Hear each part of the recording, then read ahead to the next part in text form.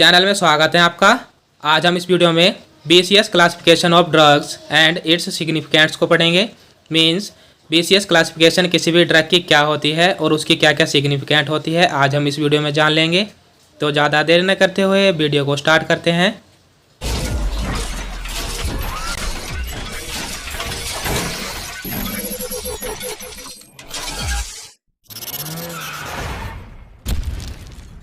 तो सबसे पहले हम BCS की फुल फॉर्म जान लेते हैं कि BCS की फुल फॉर्म क्या होती है, क्योंकि एक नंबर में एग्जाम में पूछी जाती है। BCS stands for biopharmaceutics classification system.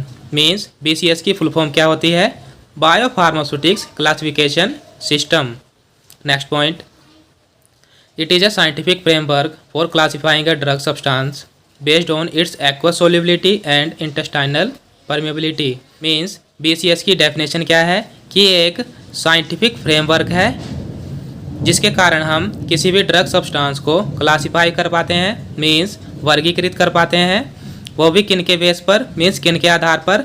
उसकी एक्वस सोल्युबिलिटी के आधार पर और उसकी इंटेस्टाइनल परमेबिलिटी के आधार पर।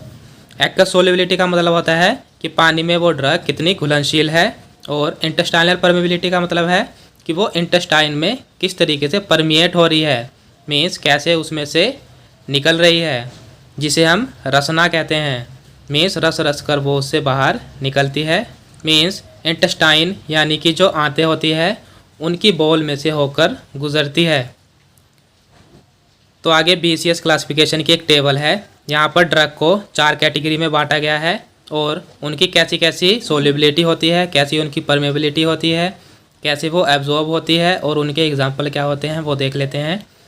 तो यहाँ पर क्लास फर्स्ट है।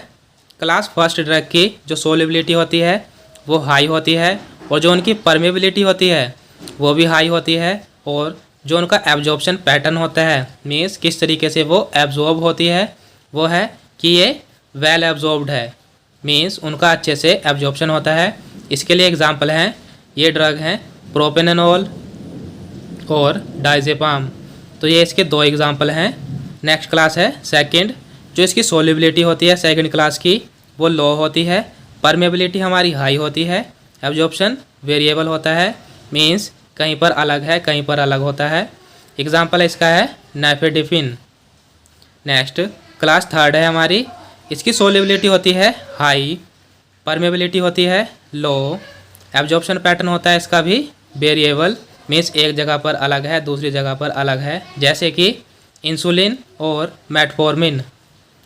नेक्स्ट क्लास है फोर्थ। इसकी जो सोल्युबिलिटी होती है वो लो होती है, परमेबिलिटी भी इसकी लो ही होती है, और जो इसका एब्जॉर्प्शन पैटर्न है वो पुअरली एब्जॉर्ब है, मींस अच्छे से एब्जॉर्ब नहीं हो पाती है। इसका एग्जांपल है टेक्सोल। तो इसकी एक छोटी सी टेबल है। अगर आपको इस टेबल को थ्योरी के रूप में लिखना है, मींस अगर क्वेश्चन बड़ा आ जाता है तो आपको उसमें थ्योरी ज़्यादा लिखनी पड़ती है, तो आप इस टेबल की थ्योरी कैसे लिखोगे वो आपको बता देता हूँ। आपको लिखना कैसे है कि यहाँ पर हेडिंग डालनी है class first, class second, class third, class fourth. तो क्लास फर्स्ट में हम क्या लिखेंगे कि क्लास फर्स्ट की जो सोल्युबिलिटी होती है वो हाई होती है और परमेबिलिटी भी इसकी हाई होती है, और इसका एब्जॉर्प्शन हमारा वेल एब्जॉर्ब्ड होता है, मीन्स अच्छे से ये एब्जॉर्ब हो पाती है। फिर उसके एग्जाम्पल दे देने हैं आपको, और ऐसे ही इन बाकी सब का भी आपको करना है। इससे आपका मैटर बढ़ जाएगा, मीन्स थ्योरी बढ़ जाएगी। तो हम आगे देख लेते हैं। नेक्स्ट है हमारा सिग्निफिकेंस ऑफ BCS। मीन्स अब हम इसकी सिग्निफिकेंस देख लेते हैं क्या होती है। तो फर्स्ट है to predict in vivo performance of drug product. Means कि जो ड्रग प्रोडक्ट है उसकी इन विवो परफॉर्मेंस कैसी है। इन विवो का मतलब होता है कि अंदर का मतलब है कि बॉडी के अंदर उसकी परफॉर्मेंस कैसी है, उसका अनुमान लगाने के लिए हम BCS क्लासिफिकेशन को पढ़ते हैं। नेक्स्ट है to use in biowaiver consideration. Means जो BCS है वो हमारा कहाँ यूज़ होता है? बायोवेवर में। बायोवेवर का मतलब होता है कि हमें इन विवो बायो इक्विवेलेंस और बायो अवेलेबिलिटी को पढ़ना है। Next point, aid in early stages of drug discovery research. Means हम इसको और कहाँ पर यूज़ करते हैं कि अगर किसी ड्रग की डिस्कवरी करनी है तो वहाँ पर ये यूज़ होता है। Next point, for research scientist to decide upon which drug delivery technology to follow और डेवलप्ड।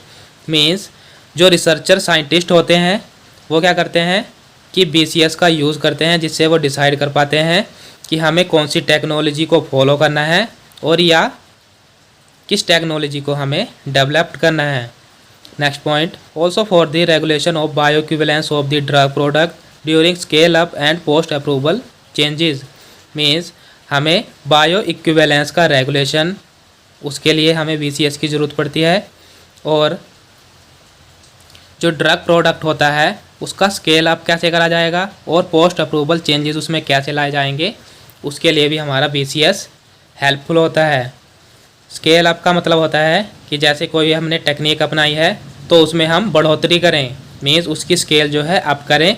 और पोस्ट अप्रूवल चेंजेस का मतलब है कि जैसे हमें किसी कंपनी में टैबलेट प्रोडक्शन करनी है तो उस कंपनी को अप्रूवल मिल गई है कि आप मैन्युफैक्चरिंग कर सकते हो, तो अप्रूवल मिलने के बाद उस कंपनी में क्या क्या चेंजेस करे जाएंगे, हमने जो अभी इक्विपमेंट यूज़ करे हैं उसमें, मीन्स जो उपकरण यूज़ करे हैं उनमें अगर कोई चेंजेस करना है, उनकी स्पीड में या पूरा का पूरा इक्विपमेंट चेंज करना है, तो वो हम सब पढ़ते हैं पोस्ट अप्रूवल चेंजेस में। आप scale up and post approval changes को 7th सेम में पढ़ोगे, इंडस्ट्रियल फार्मेसी सेकंड में। Next point, application in both pre clinical और क्लिनिकल ड्रग डिलीवरी। मीन्स जो BCS है ये कहाँ पर एप्लीकेबल होता है, हमारे प्री क्लिनिकल और क्लिनिकल ड्रग डिलीवरी सिस्टम में।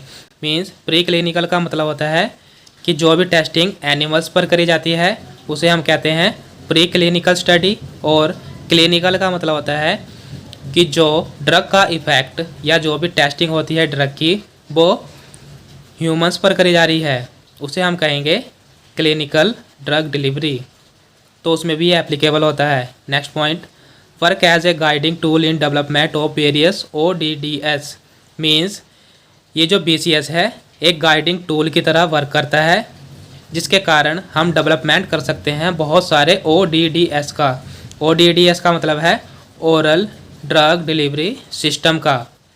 मीन्स जो माउथ के द्वारा ड्रग ली जाती है उन सिस्टम्स में कैसे डेवलप करनी है ड्रग, वो हम BCS क्लासिफिकेशन की मदद से कर सकते हैं।